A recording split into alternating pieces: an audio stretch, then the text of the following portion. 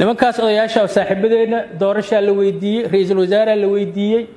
amniga xamara la weydiiyay nadaafada laga hadlay wax walba laga hadlay waxaasna wax iyaga ay wax ka galaan ma hal shay ay wax ka galeen haddii la weydiin lahaa oo dadkaas ama hab magaalo ama hab degaan ama hab toleed ay u warsadaan war 13 kursi madaxa aad uga taagantiin ka kaca intaas nimankaas wax ka galeen ayadiina laba dhigay Soomaalidu waxay ku mahmaahdaa waxa dad ugu dhib badan nimaad sagootisoon ka socon iyo nimaad sugaysoon ku soo socon haddii gogoshoodii aan sugnay oo na sugayna lahayn oo dib noogu dhig aysan lahayn oo waana kan aysan lahayn haddaan muxuu ahay inaan la xiriirno isku daynay haddaan inaan doonno isku daynay haddaan salaadiin la hadalnay haddaan madaxweynayaal hore iyo mas'uuliyiin la hadalnay haddaan inaan anagu doonno isku daynay intiiba aan weynay hadda sida saaxiibaday u sheegeen waxay nala ahayd inaan niraahno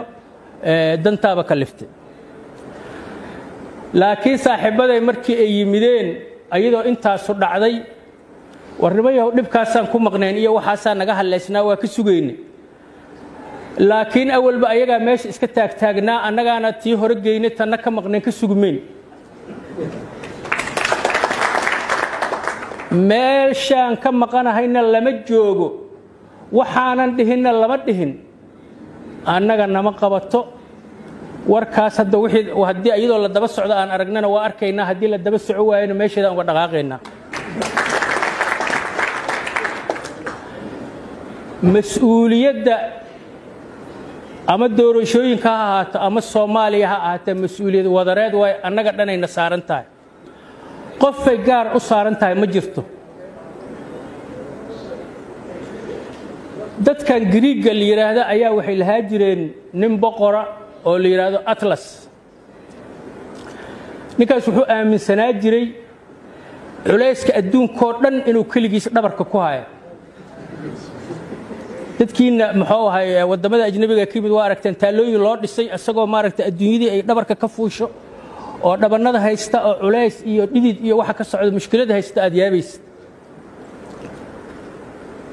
asagu saasoo isku qanciyay dadkiisiina ma dhihin war adduunka kaliga ma haysida dhig ma aysan dhihin mas'uuliyadda Soomaaliyeed ninkii kaligiis dhabarka ka saarta annaga dhahayna war iska dhig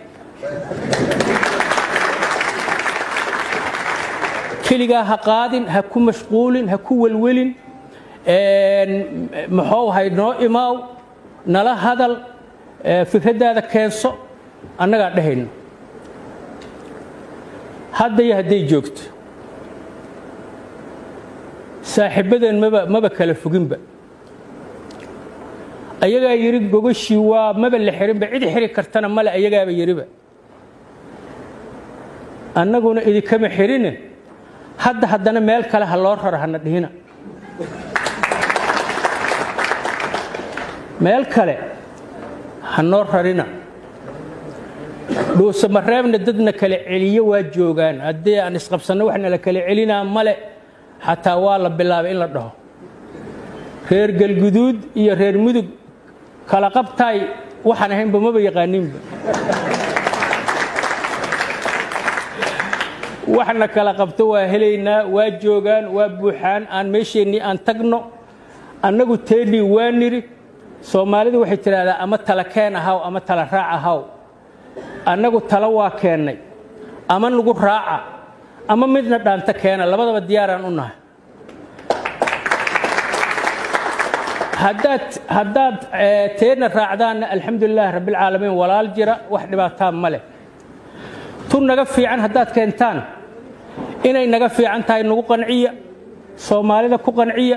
baasha caalamka ku qanciya dadka wax doorana ku qanciya kuwa tartama ku qanciya hadday isla gartaan in taladeena laga fiican yahay taasaan qaadanaynaa dhuusa mareeb 3 wixii ka soo baxay cid kasta waa qirtay meel laga bilaabi karo wanaagsan inay tahay weliba raggeenaan xoogaa laxanto leedkaba filanin xataa waa leeyahay wadnimada xoogaa waa isdhiiranaysan xataa waa leeyahay meel fiican aan keenay waana la qiray haddii ciidu abaal ay leedahay oo cid gaara farta loogu fiiqaayane labadaas nin oo nina gogasha dhigay nina oo ka nabad dooneeya abaalkeeda iska leh haddii intaas leesku quuri waayana ka badan leesku quuri maayo